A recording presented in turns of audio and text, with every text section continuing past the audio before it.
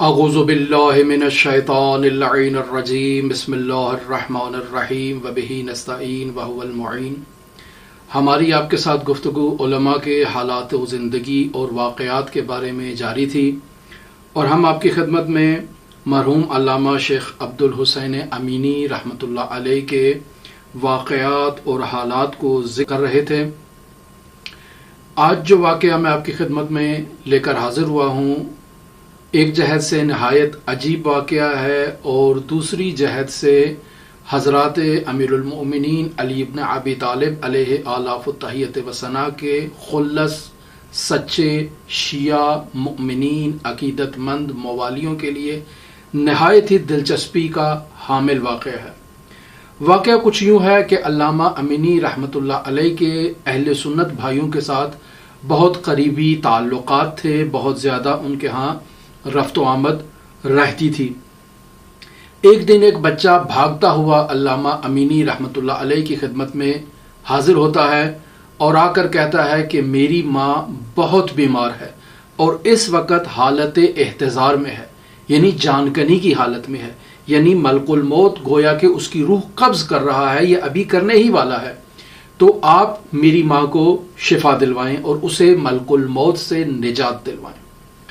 علامہ امینی اس بچے سے مخاطب ہو کے کہتے ہیں کہ میں کوئی ڈاکٹر تو نہیں ہوں، میں کیا کر سکتا ہوں آپ کی ماں کے لیے؟ بچہ علامہ امینی رحمۃ اللہ علیہ کو مخاطب کر کے کہتا ہے کہ تم جو ہر وقت علی علی کہتے رہتے ہو، اب علی سے کہو کہ میری ماں کو شفا دے، اب علی سے کہو میری ماں کو ملک الموت سے نجات دلوائے۔ اب یہاں علامہ امینی رحمۃ اللہ علیہ کی ولایت کی وہ محبت ان کے دل میں وہ موجزن ہوتی ہے، اور قلم اٹھاتے ہیں اور ایک کاغذ اٹھاتے ہیں اور اس پر کچھ عبارت کو تحریر کر کے اس کو آپس میں لپیٹ کے اس بچے کے ہاتھ میں دیتے ہیں کہ جاؤ اس کاغذ کو اپنی ماں کی پیشانی پر رکھ دو۔ یہ بچہ جاتا ہے، اور علامہ امینی کی تاکید تھی کہ اس کاغذ کو کھولنا نہیں، صرف ماں کی پیشانی پہ رکھنا ہے۔ یہ جاتا ہے اور اسی طرح سے پیشانی پر کاغذ کو رکھ دیتا ہے۔ کچھ دیر کے بعد مسجد کی طرف لوگوں کا ایک بہت بڑا ہجوم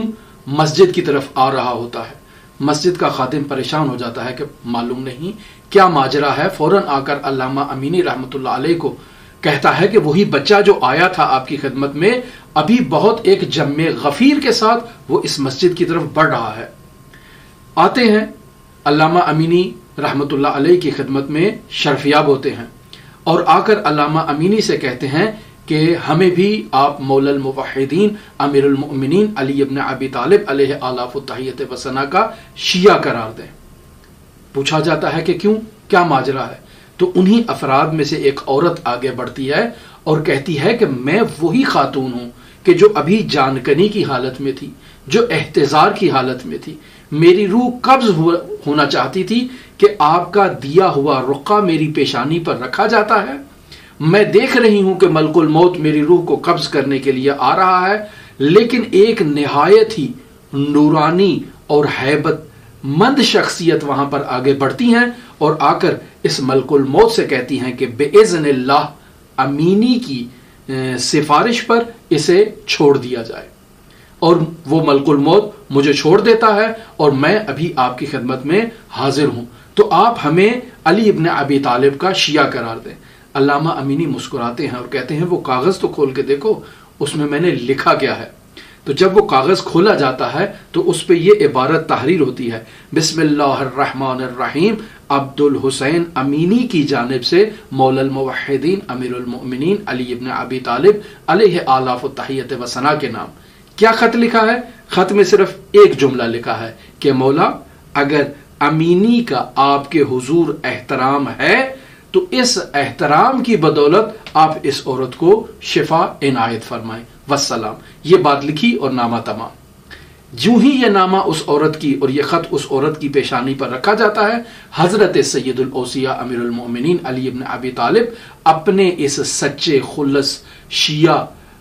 موالی اور عالم دین کی محبت میں اور ان کی سفارش پر اس مؤمنہ کو اسرائیل سے نجات دلواتے ہیں، اور اب یہ صحیح و سالم علامہ امینی کے ساتھ آئی ہے، اپنے تمام عزیز و اقارب اور رشتہ داروں کے ساتھ مل کر امیر المؤمنین علی ابن ابی طالب علیہ آلاف التحیت و ثنا کا شیعہ بننے کے لیے، تاکہ